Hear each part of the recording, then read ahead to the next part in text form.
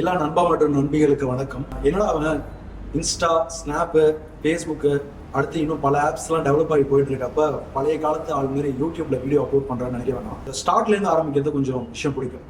So அதனால தான் இது பழசா இருந்தாலுமே எனக்கு இங்கேருந்து இது ரெவன்யூ பேஸ்டு அப்படியே தான் எதுவும் இல்லாமல் நான் கடந்து வந்த பாதை, என்னோட எக்ஸ்பீரியன்ஸு, நான் பார்த்த மக்கள், என்னோட பழக்க வழக்கங்கள், நான் அதில் அனுபவிச்சது, இதெல்லாம் உங்க கூட இன்னைக்கு ஒரு ஸ்பெஷலான டேங்கிறதுனால ஷேர் பண்ணணும்னு ஆசைப்பட்டேன். அப்படி என்னடா ஸ்பெஷல் அப்படின்னு கேட்காதீங்க. என்னோட சின்ன பர்த்டே ஒவ்வொரு வருஷமும் நம்மளுக்கு அந்த பர்த்டே மூமெண்ட் வந்துட்டு ஒரு மறக்க முடியாத இன்சிடென்ட்டாக இருக்கும். நான் ஃபர்ஸ்ட் கால் யார் பண்ணுவாங்கன்னு அந்த மூமெண்ட்டுக்கு நான் வெயிட் பண்ணிகிட்டே இருப்பேன். இன்னும் வரைக்கும் எங்கள் அம்மா வந்துட்டு எனக்கு அந்த ஒரு செகண்ட் மிஸ் ஆகாமல் எனக்கு கால் பண்ணிடுவாங்க. ஸோ அது வந்து நார்மல் டேஸ்லேயே அவங்க கால் பண்ணுவாங்க. அப்போ அந்த ப்ரெஸ்டீஜியஸான மூமெண்ட் நம்மளுக்கு கிடைக்காது. அந்த டேல அவங்க வந்துட்டு அவங்களோட கால் வந்துட்டு நம்மளுக்கு கிடைக்கிறப்ப ஏதோ இந்த உலகமே நம்மளுக்கு ஒரு க்ளோரிஃபையான ஒரு மூமெண்ட் கிடைக்கும். நம்ம கிட்ட இருந்து அந்த கிடைக்கிற அந்த ஃபர்ஸ்ட் பிளெஸிங்ஸ்ங்கிறது. தேங்க்யூமா, லவ் யூமா. இன்னொருத்தவங்க பர்த்டேவை வந்து நம்ம மெமரைஸ் பண்ணிக்கணும்னா அது எவ்வளோ ஒரு ஸ்பெஷலான மூமெண்ட்ல நம்மளுக்கு அவங்க அந்த பர்சன் நம்மளுக்கு எவ்வளோ இம்பார்ட்டன்ஸ்னா அவ்வளோ பேர் பண்ணுறாங்க. சரி, இவங்களுக்குலாம் அவங்க என்ன பண்ணிட்டோம், என்ன பண்ண போகிறோம், நம்ம லைஃப்பை வந்து ஒரு ஃபிலிம் மேக்கராக ஒரு ட்ராவல் பண்ணிட்டு நம்ம போயிட்டு இருக்கோம்ல, அதில் அவ்வளோ கஷ்டங்கள் இருக்கும். அந்த கஷ்டங்களை நம்ம நண்பர்கள்கிட்ட எல்லாத்தையும் பகிர்ந்துகிட்டு இருப்போம். சரி, நம்மளுக்கு ஒரு வாய்ப்பு கிடைக்கிற வரைக்கும் நம்ம ஏதாச்சும் பண்ணுவோம் அப்படிங்கிற ஒரு மூமெண்ட் வந்துட்டு கிரியேட் ஆச்சு எனக்கு நேற்று நைட்டு. சரி, இத்தனை பேர் இருக்காங்கல்ல, நம்ம உருப்படியாக ஏதாச்சும் பண்ணணும்ல அப்படிங்கிறப்ப அந்த மூமெண்ட் கிரியேட் ஆகிறப்ப எனக்கு ஐடியா தோணுச்சு. சரி, ஓகே, இனிமேல் நம்ம ஏதாச்சும் ஒரு விஷயத்த ஷேர் பண்ண ஆரம்பிக்கும். டெய்லியுமே இல்லைனாலும் அட்லீஸ்ட் ஒரு வீக்லி ஒன்ஸ் வந்துட்டு நம்ம ஷேர் பண்ணுவோம். அது நல்லதாக இருக்கணும் இல்லை கெட்டதாக இருக்கணும் அப்படிங்கிற மாதிரி தோணுச்சு.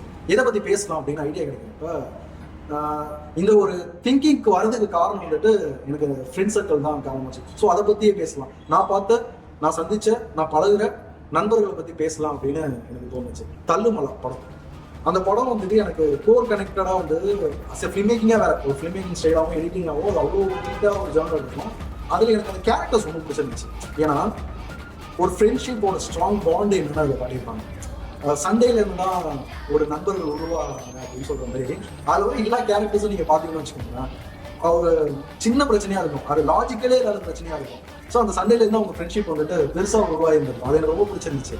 ஏன்னா அதை நான் வந்து என்னோட ஸ்கூல் லைஃப்லேருந்து அதை நான் வந்து டீப்பாக வச்சிருக்கேன். நான் என் ஃப்ரெண்ட்ஸ் கிட்ட பயங்கரமாக சண்டை போடுவேன், அவன் என்கிட்ட சண்டை போடுவான், அவன் என்னை வந்து வல்கர் வேர்ட்ஸ் வச்சு பேட் வேர்ட்ஸ் வச்சு திட்டுவான், நானும் உன்னை திட்டுவேன். இதெல்லாம் மீனிங்காக இருக்காது. பட் ஆனால் அது வெளி உலகத்துக்கு பார்க்கறது தப்பாக இருந்தாலும் எங்களுக்குள்ள வந்துட்டு அது ஒரு ரசிக்கிற தன்மையாக இருக்கும். 1000 பிரச்சனை இருக்கும். ஆனால் மச்சான் வாடா டீ குடிப்போம் அப்படின்னு சொன்னோம்னு வச்சுக்கோங்களேன், 5 நிமிஷம் வந்துட்டு வந்து ஒரு டீ கடையில் வந்துட்டு மூஞ்சி உருன்னு வச்சுட்டு இருந்திருப்பான். டேய் இந்தாடா அப்படின்னு கையில் கொடுத்து அந்த கிளாஸ் சிப்பான பிறகு அது எல்லாம் மச்சான் அப்படின்னு தோல் அந்த கையெழுத்து போட தெரியுங்களா, அப்போ எல்லா மூமெண்ட்டும் மறந்துடும்.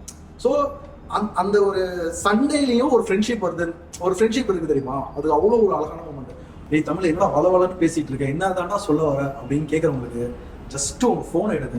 அதில் சண்டை போட்ட எவனாச்சும் உன் ஃப்ரெண்டு ஒருத்தவன் இருக்கும், அவனுக்கு கால் அடிச்சு மச்சான் ஆனால் பண்ண இது தாண்டா பிரச்சனை, சாரிடா மச்சான், இல்லையா இது பண்ணடா, அதுக்காக நான் வந்துட்டு ரொம்ப மனசு ரெகுலேட்டாக இருந்துச்சு எனக்கு அப்படின்னு சொல்லிட்டு ஃப்ரீயாக பேசுனேன். அதுக்கப்புறம் அந்த ஃப்ரெண்ட்ஷிப் எப்படி ட்ராவல் ஆகுது மட்டும் பாருங்க. சரி தமிழ் எங்களுக்கெல்லாம் ஏதாவது சொல்கிறீங்களா, அப்படி உனக்கு ஏதாச்சும் நாஸ்டாலஜிக் மூமெண்ட் நடந்திருக்கான்னு கேட்டிங்கன்னா கண்டிப்பாக நடந்திருக்கு. நான் என் ஃபோனை எடுத்து நான் உனக்கு கால் பண்ணியிருக்கேன். அது என்ன மூமெண்ட்டுனா கொஞ்சம் சீரியஸ் தான், ஆனால் அதில் ஒரு ஃபன் இருக்கும். என்னன்னா எனக்கு ஒரு பிரேக்கப் பாயிண்ட் நடந்துச்சு. அவள் வேணான்னு சொல்கிற மாதிரி போயிட்டான். பிடிச்சி என்னென்ன பண்ண முடியுமோ எல்லா அட்டலையும் பண்ண, எல்லாரும் என் நண்பர்கள் வந்துட்டு அதை சகிச்சுக்கிட்டு தான் இருந்தாங்க. அந்த மூமெண்ட்டில் என்ன பண்ணுறேன்னா ஒரு பாய்சன் எடுத்து உள்ளார வந்து விட்டுட்டேன். போய் மாடியில் போயிட்டு படுத்துட்டேன். ஃபோன் எல்லாருமே கால் அடிச்சு மச்சான் நான் விஷம் குடிச்சிட்டேன் மச்சான், நான் என்ன பண்ணுறதுன்னு தெரியலடா, லைஃபே போயிடுச்சுடா அப்படின்னு சொல்கிறப்ப வந்துட்டு பதறி அடிச்சுட்டு வரானுங்க. எங்கேருந்து அவ்வளோ பேர் வந்தானுங்கன்னு தெரியல. அதில் ஒருத்தவங்க பேர் வந்துட்டு ஆஷிஷ், இந்த வனகண்டா மாப்பிள்ள தான் எடிட்டர். அவனுக்கு எனக்கு சிங்க் ஆனதே கிடையாது. ஃபர்ஸ்ட் வந்துட்டு ஒரு கல்யாணத்துக்காக போயிட்டு இருக்கப்ப அவனும் நானும் ட்ரிங்க் பண்ணுறப்போ அவனுக்கு எனக்கும் சம்மந்தமே இல்லாமல் ஒரு சண்டை தான் வந்துச்சு. பார்த்துக்கவே மாட்டோம், பேசிக்கவே மாட்டோம், போடா மயிறு அப்படின்னு சொல்கிற அளவுக்கு திட்டிக்கிற அளவுக்கு இருந்துச்சு. ஆனால் நான் இந்த மாதிரி ஒரு பாய்சன் குடிச்சிட்டு அந்த ஒரு சீரியஸான மூமெண்ட்டில் ஆம்புலன்ஸ் கூட அவ்வளோ ஸ்பீடாக வந்திருக்குமான்னு தெரிலங்க. எனக்கு இந்த மாதிரி பிரச்சனைன்னு தெரிஞ்சுக்கிட்டு அவன் கார் எடுத்துகிட்டு சல்லுன்னு வீட்டுக்கு வந்து இந்த தூக்கி போயிட்டு ஹாஸ்பிட்டலுக்கு போய் அட்மிட் பண்ணேன்.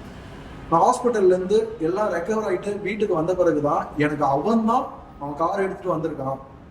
அதுக்கப்புறம் அவன் தான் எனக்கு ஹாஸ்பிட்டலோட எல்லா பேமெண்ட்டும் பில் பே பண்ணியிருக்கான். எனக்கு அந்த மூமெண்ட் அப்போ தான் எனக்கு தெரிஞ்சிச்சு. இன்னும் வரைக்கும் இந்த டே வரைக்கும், அது பல வருஷம் ஆயிடுச்சு, இந்த டே வரைக்கும் நான் ஹாஸ்பிட்டல் செலவுகளை பண்ணண்டா, உனக்கு எனக்கு சண்டை தானே, உன் பிரச்சனை தானே, நான் ஏதோ வந்தேன்னு ஒரு கால் கூட என்ன சொல்லுவாருன்னா மீட் பண்ணி எனக்கு கேட்கவே இல்லை. அந்த ஒரு ஃப்ரெண்ட்ஷிப் தெரியுமா, சண்டேல ஆரம்பிச்ச ஃப்ரெண்ட்ஷிப்பு அவனோட வேல்யூ வந்து எனக்கு அப்படி இருந்துச்சு. நான் என் ஃபோன்லேருந்து அவனுக்கு கால் பண்ணி நான் பேசினேன். இன்னும் வரைக்கும் நாங்கள் ஒரு பெஸ்ட் ஃப்ரெண்ட்ஸாக இருக்கோம். ஸோ அந்த ஒரு சண்டேலையும் ஒரு ஃப்ரெண்ட்ஷிப் வருது, ஒரு ஃப்ரெண்ட்ஷிப் இருக்குது தெரியுமா, அது அவ்வளோ ஒரு அழகான மூமெண்ட். உங்கள் லைஃப்பில் நீங்கள் பல ஃப்ரெண்ட்ஸ் வந்துட்டு சந்தர்ப்ப சூழ்நிலை நம்மளுக்கு சண்டைகள் வந்துருக்கும். என்னடா அவன் இப்படி பண்ணிடலாம், அதை வந்து மறக்கவே முடியலடா, மன்னிக்கவே முடியலடா அப்படின்னு ஒன்றே ஒன்று மட்டும் தான் சொல்கிறேன். என்னன்னா எத்தனை வருஷம் வாழ போகிறோம்னு தெரியல. ஒரு 60 வயசா 20 வயசா இப்போ நம்ம சாப்பிட்ற சாப்பாடு கலாச்சாரம் அதெல்லாம் எப்படின்னா சீக்கிரமாக நம்ம உடம்பு இப்போ எனக்கு ஃபீல் ஆகுது, ஐயோ வயசு நெருங்கிட்டு இருக்கோ, உடம்புல எவ்வளோ பிரச்சனைகள் இருக்கும் அப்படிங்கிறப்ப. அப்போ இந்த ஜேர்னியில் ட்ராவல் ஆகிறப்ப இந்த கல்யாண வாழ்க்கை எல்லாருக்கும் அந்த கல்யாண வாழ்க்கை வருங்க. அந்த கல்யாண வாழ்க்கை வரைக்கும் அந்த பிஃபோர் ஃப்ரெண்ட்ஷிப் இருக்குது, அது அவ்வளோ அழகாக இருந்துச்சு. அது வந்து அதுக்கப்புறம் அந்த சாகுற டைம்னு ஒன்று இருக்குங்க.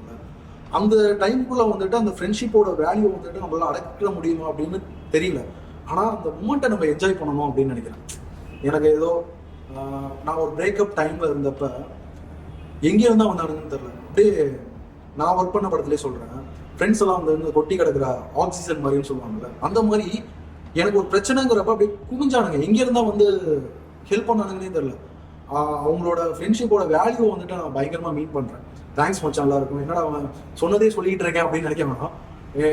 டு த கோர் ஹார்ட்டடாக அவங்க சொல்லுவாங்கல்ல, அந்த மாதிரி எனக்கு இப்போ உங்கள்கிட்ட ஷேர் பண்ணணும்னு ஆசைப்பட்டேன். ஓகேவா, உங்களோட நான் பல தடவை சண்டை போட்டிருக்கேன், அதுக்கெல்லாம் சாரி. அதை வாண்டடாக பண்ணல, ஓகேவா. ஏதோ ஒரு சுச்சுவேஷன் அமைச்சிருக்கும், ஆனால் அதை நான் ரெக்டிஃபை பண்ணிடுவேன். அது உங்களுக்குமே நல்லாவே தெரியும். தேங்க்ஸ் மச்சான். நான் எல்லாருக்கும் வந்து காமனான ஒரு விஷயம் சொல்ல வேண்டியது என்னன்னா, நீங்கள் வந்து ஸ்கூல் லைஃப்பில் ஒரு சர்டன் ஆஃப் ஃப்ரெண்ட்ஸ் பார்த்துருப்பீங்க. காலேஜ் லைஃப்போ ஒரு சின்ன ஒரு 4 வருஷமோ 3 வருஷமோ அந்த ஒரு டைம் தான் இருக்கும். அதுக்கடுத்து நம்ம லைஃப்பில் ட்ராவல் ஆகிறப்ப சில ஃப்ரெண்ட்ஸ்லாம் பார்த்துருப்பீங்க. ஆனால் இங்கே இந்த ஃப்ரெண்ட்ஷிப்னு வரப்போ மட்டும் யாருமே வந்துட்டு டேய் இவ்வளோ வருஷம் அவன் இவ்வளோ வருஷம் அப்படின்னு ஒரு பாகு வச்சு பார்த்துருக்க மாட்டோம். இப்போ 2 ஃப்ரெண்டு இருக்கான்னு வச்சுக்கோங்க, அவன் மேலே தப்பு இருக்குன்னா இந்த 2 ஃப்ரெண்ட்ஸும் கேட்பானுங்க, இவன் மேலே தப்பு இருக்குன்னா மச்சான் நீ பண்ணது தப்புடா அப்படின்னு சொல்லிட்டு. நம்ம ஃப்ரெண்ட்ஸு வந்துட்டு ஷேடோ மாதிரி நம்ம என்ன தப்பு பண்ணுறோமோ அந்த தப்பை வந்துட்டு அவனுக்கு க்ளீனாக எக்ஸ்பிளைன் பண்ணிடுவானுங்க. மச்சான் இதுதான் பிரச்சனை அவனுக்கு அப்படின்னு சொல்லிட்டு. வேற யாருமே சொல்ல மாட்டாங்க. அப்பா அம்மாவுக்கு நம்மளோட பர்சனல் மேட்டர் தெரியாது. அது ஏலேருந்து சொல்கிறேன், ஏலேருந்து இசட் வரைக்கும், ஓகேங்களா. அதே மாதிரி நம்ம லவ் மேட்டராக இருக்கட்டும், நம்மளுக்கு வந்து ஃபினான்ஷியல் பிரச்சனையாக இருக்கட்டும், அடுத்து வந்து ஏதோ ஒரு இடத்துல வந்து நான் மச்சான் இந்த மாதிரி அங்கே பஞ்சாயத்து ஆயிடுச்சு நீ கிளம்பி வா அப்படின்னு சொல்கிறதா இருக்கட்டும், எல்லாத்துக்கும் ஓடி வரது அவனுங்களாக தான் இருப்பாங்க. அது கடைசி வரைக்கும் இருக்கும். நான் இதெல்லாம் எதுக்கு சொல்ல வரேன்னா, நீங்கள் ஒரு ட்ராவல் பண்ண இருந்திருக்கீங்களா, அதில் ஃப்ரெண்ட்ஸோட சில பேரோட ஒரு பிரச்சனை இருந்திருக்கு. அந்த பிரச்சனை ஏன் வந்துச்சு, எதுக்கு வந்துச்சு, அதை எப்படி ஷார்ட் அவுட் பண்ணலான்னு கொஞ்சம் யோசிச்சு பார்க்குறேன். ரொம்ப வருஷம் அவன்கிட்ட பேசி இருந்திருக்கவே மாட்டாங்க. அவனுக்கு ஒரு நாள் திடீர்னு கால் பண்ணேன், மச்சான் நான் உனக்கு ரொம்ப மிஸ் பண்ணேன், இந்த மாதிரி பிரச்சனை நான் பண்ண தப்பு தான், உங்கள் மேலே தப்பே இல்லைனாலும் வச்சுக்கோங்க, நான் பண்ணது தப்பு தான் மச்சான், சாரி மச்சான். அந்த ஒரு சாரி இருக்குதுன்னா அதை நீங்கள் வாண்டடாக கேட்கறதா நினச்சிக்க வேணாம். ஆனால் அதுக்கப்புறம் ஒரு கான்வர்சேஷன் இருக்கு இல்லைங்களா, உங்களோட பாஸ்ட் மெமரிஸை அழகாக கொண்டு வரது அவனை தான் இருக்கும். இன்னொரு விஷயமும் நான் சொல்லணும்னு மீன் பண்ணுறேன். என்னன்னா சில ஃப்ரெண்ட்ஸ் எல்லாம் வருவானுங்க போவானுங்க, தோளில் கை போடுறவங்க எல்லாருமே ஃப்ரெண்ட்ஸ் கிடையாது. அதை நல்லா புரிஞ்சுக்கணும். உங்களோட பெயினில் கை போடுறான் தெரியுமா, அவன் தான் உண்மையான ஃப்ரெண்டு. அதான் வருவானுங்க போவானுங்க.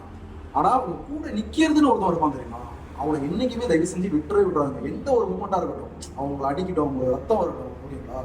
ஆனால் உங்கள் கோபத்தை அப்படி ஓரமாக ஒதுக்கி வச்சுட்டு அதுக்கப்புறம் ஏன் இதை பண்ணான், எதுக்கு பண்ணான், ஓகே அவன் பண்ணது கரெக்டாக இல்லை நான் பண்ணது கரெக்டாக, சரி இது நடந்துச்சு, இதுக்கு என்ன நம்ம சொல்யூஷன் கொடுக்கணும் அப்படின்னு கொஞ்சம் யோசிச்சு பாருங்க.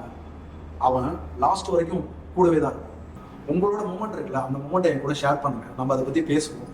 ஃப்யூச்சரில் வந்துட்டு என்னைக்காச்சும் சந்திக்கிறப்ப அந்த தருணத்தை வந்து பகிர்ந்துக்கலாம், ஹாப்பியாக இருக்கும். ஒரு தடவை வேணா ட்ரை பண்ணி பாருங்க. அப்துல் கலாம் சார் ஃப்ரெண்ட்ஷிப்பை பற்றி ஒரு அழகான ஒரு விஷயம் சொல்லிட்டு இருந்தார், ரொம்ப சூப்பராக இருக்கும். என்னன்னா ஒரு 2 ஃப்ரெண்ட்ஸ் வந்துட்டு பாலைவனத்தில் நடந்து போயிட்டு இருந்தாங்க.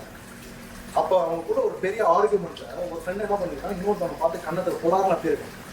ஸோ அந்த அடிவாங்க ஃப்ரெண்டு அங்கே போய் மண்ணில் வந்து என்னோட பெஸ்ட் ஃப்ரெண்டு இன்னைக்கு கணக்கில் ஆரம்பிக்கா அப்படின்னு சொல்லி எழுதி வச்சிருக்காரு. அதுக்கப்புறம் 2 பேருமே பேசிட்டு ஸ்மூத்தாக நடந்து போயிட்டு இருக்கப்ப அங்கே ஒரு புதக்குழி இருந்திருக்கு. அதில் ஒரு ஃப்ரெண்டு, அந்த அடித்த ஃப்ரெண்ட் வந்து புதக்குழியை பார்த்துருக்கான். அடிவாங்க ஃப்ரெண்ட் வந்துட்டு கை கொடுத்து காப்பாற்றிருக்காரு. திரும்ப வந்து அந்த மணலில் எழுதின அதே ஃப்ரெண்டு போய் கல்லில் போயிட்டு இன்னைக்கு என்னோட பெஸ்ட் ஃப்ரெண்டை வந்து நான் சேவ் பண்ணிட்டேன் அப்படின்னு எழுதிட்டேன். இதை அடித்த ஃப்ரெண்ட் வந்துட்டு என்ன வச்சான், அங்கே வந்து மணலில் எழுதுனேன், இங்கே வந்து கல்லில் எழுதுனேன், ஏன்டா அப்படின்னு சொல்லி கேட்கறப்ப பாலைவனத்தில் வந்து காற்று அடிச்சுக்கிட்டே இருக்கும் மச்சான். நம்மளுக்கு சில நெகட்டிவிட்டிஸ் நடந்திருக்கும். அந்த நெகட்டிவிட்டிஸ் வந்து அடிக்கிற காத்துல வந்துட்டு அப்படியே போயிடும். ஆனால் பாசிட்டிவிட்டி வந்து கல்லில் அது எப்போவுமே அழியாது. நான் அவனை காப்பாற்றுங்கிறது வந்து பாசிட்டிவிட்டி. நம்ம எல்லார் லைஃப்லையும் நெகட்டிவிட்டி பாசிட்டிவிட்டி நடந்துக்கிட்டு தான் இருக்கும். அந்த நெகட்டிவிட்டியை அழிச்சிட்டு போயிட்டே இருக்கணும். பாசிட்டிவிட்டியை எப்போதுமே நம்ம ரெமரன்ஸாக வச்சுக்கணும் அப்படின்னு சொல்லுவாங்க. இது எனக்கு ரொம்பவே பிடிச்சிருந்துச்சு. இந்த அப்துல் கலாம் சார் அவர் லைஃப்ல நம்ம மொமெண்ட்ல சொல்லியிருக்காங்க. நம்ம கூட ரியல் ஃப்ரெண்ட்ஸ் இருக்காங்க, ஃபேக் ஃப்ரெண்ட்ஸ் இருக்காங்க. இந்த சன்லைட் இருக்குல்ல, இந்த சன்லைட் இருக்கப்போ நம்ம ஷேடோ வரும். இந்த ஷேடோ கூட வரவங்க எல்லாருமே ரியல் ஃப்ரெண்ட்ஸ் கிடையாது. அந்த சன்லைட் இல்லைனாலும் நம்ம கூட வராங்க தெரியுமா, அவங்க மட்டும்தான் ரியல் ஃப்ரெண்ட்ஸு. அவங்க கிட்ட கடைசி வரைக்குமே உண்மையாக இருக்கும். ஸோ உங்களுக்கு இந்த மாதிரி ஒரு இன்சிடென்ட் நடந்திருக்குல்ல, அதை எங்கிட்ட ஷேர் பண்ணுங்க, நம்ம பேசுவோம். அதே மாதிரி நம்மளும் லைஃப் ரொம்ப ஷார்ட் நண்பா. அதனால பாசிட்டிவிட்டி ஸ்ப்ரெட் பண்ணிகிட்டே போயிட்டு இருப்போம். இதே மாதிரி நீங்கள் பாசிட்டிவிட்டி ஸ்ப்ரெட் பண்ணுங்கள். அடுத்த வீடியோவில் கேட்ச் பண்ணலாம். Bye by.